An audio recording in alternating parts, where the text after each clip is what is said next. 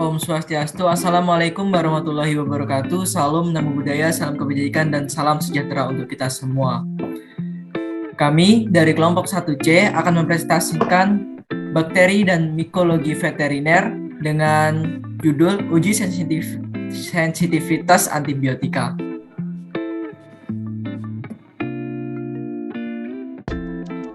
Ini adalah anggota dari kelompok C1. Yang pertama ada Safira Hadi Putri, Iqbal Bayu Samudra, Surya Yuskianto, Inengar Redismayana, Niputu Anggita Indrayani, Imade Indra Palaguna, dan saya sendiri Juan Eriona.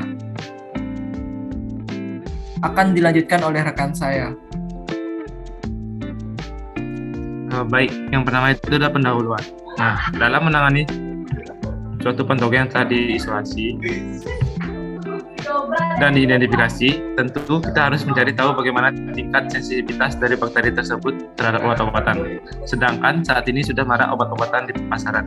Hal itu yang menyebabkan sulitnya pengontrolan penggunaan obat-obatan yang diberikan pada hewan, sehingga perlu dilakukan uji sensitivitas bakteri. Nah, uji ini bertujuan untuk mengetahui kepekaan agen bakteri terhadap antibiotika yang digolongkan sensitif. Nah, dari hasil uji ini didapatkan pilihan antibiotik yang tepat bagi patogen. Salah satunya metode yang digunakan adalah difusi cakram. Next slide. Selanjutnya akan dijelaskan oleh teman saya.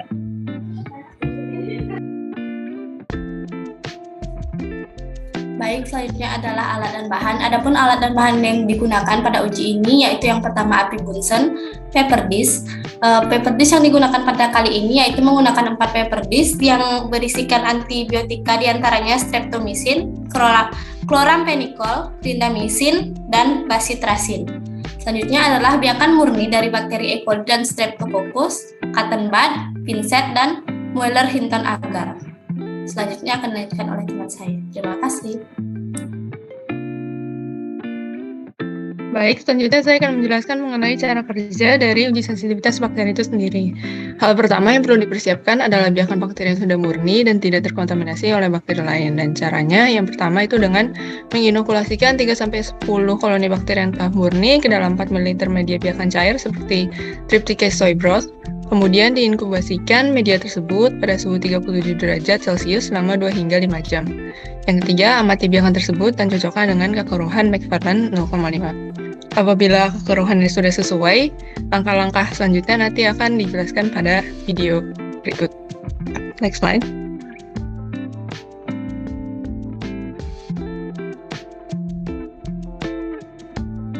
Apabila telah sesuai, selanjutnya ambil biakan dengan menggunakan cotton bud yang telah disterilkan menggunakan pembakar spiritus sebelumnya. Kemudian ditanam dengan cara diusapkan ke seluruh permukaan media Mueller-Hinton secara merata. Pengusapan ini dapat dilakukan dengan cara yang sama selama 2 hingga 3 kali sampai biakan merata pada permukaan medium. Langkah selanjutnya adalah ambil paper disc dari antibiotika yang akan diujikan. Dan pada praktikum kali ini, kami akan mengujikan 4 antibiotika, yaitu clindamycin, chloramphenicol, streptomycin, dan bacitracin. Tempelkan paper disc tersebut pada permukaan medium dengan jarak tempel kurang lebih 2 cm baik itu dari tepi plate maupun dari tepi paper disc yang lain.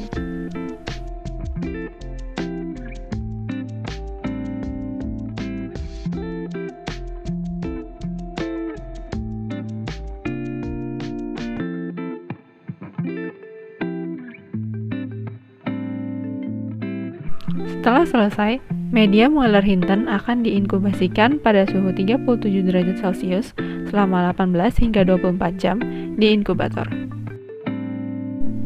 Amati dan ukur diameter killing zone pada masing-masing paper disc. Kemudian, cocokkan killing zone tersebut dengan standar yang telah ada dan catat hasil pola kepekaan masing-masing antibiotika yang telah diujikan.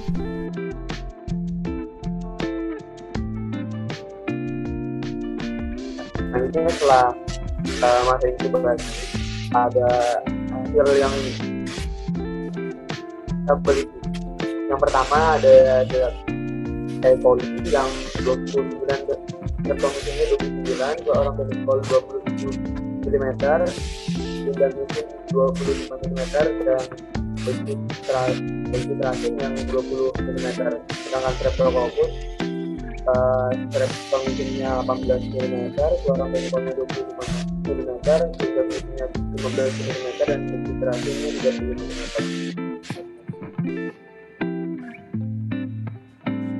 Setelah tadi hasil diperoleh, ini adalah rangkuman dari E. coli. Untuk E. coli sendiri, antibiotik streptomycin menunjukkan sensitivitas yang baik. Untuk chloramphenicol menunjukkan sensitivitas yang baik. Clindamycin ini lebih baik penggunaannya dikurangin karena sensitivitasnya mulai menurun. Bacitracin masih memiliki sensitivitas yang baik. Dan selanjutnya akan dilanjutkan oleh rekan saya.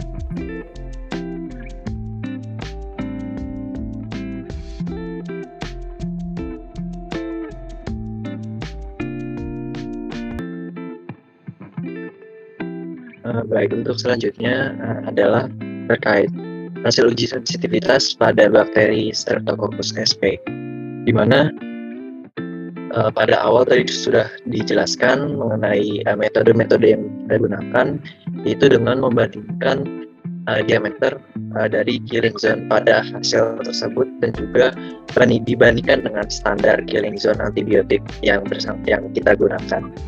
Nah, pada media biakan koloni Streptococcus ini kita menggunakan streptomycin, kemudian chloramphenicol, clindamycin, dan bacitracin.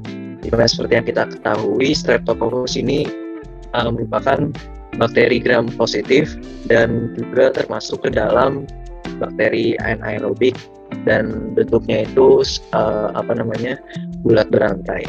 Nah, di mana pada hasilnya ini antibiotik streptomycin ini memiliki diameter zona yang menunjukkan tadi 18 mm, yang mana ini masuk ke dalam kategori sensitif. Jadi antibiotik ini masih dapat digunakan, antibiotik ini masih dapat digunakan sehingga dikategorikan sensitif.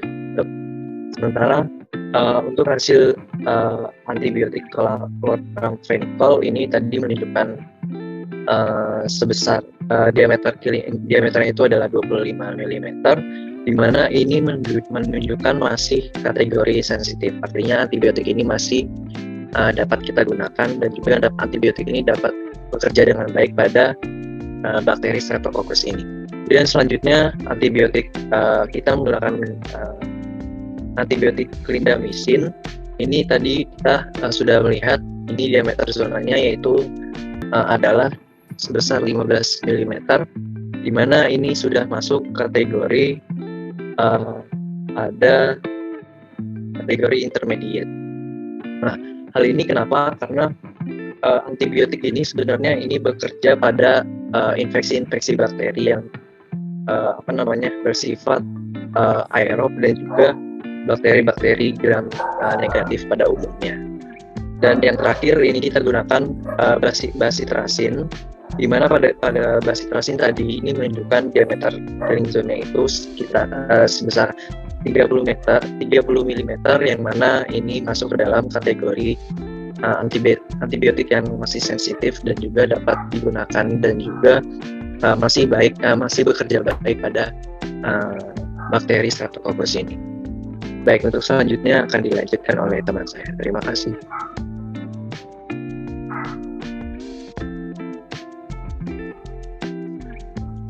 Baik, untuk selanjutnya ada kesimpulan.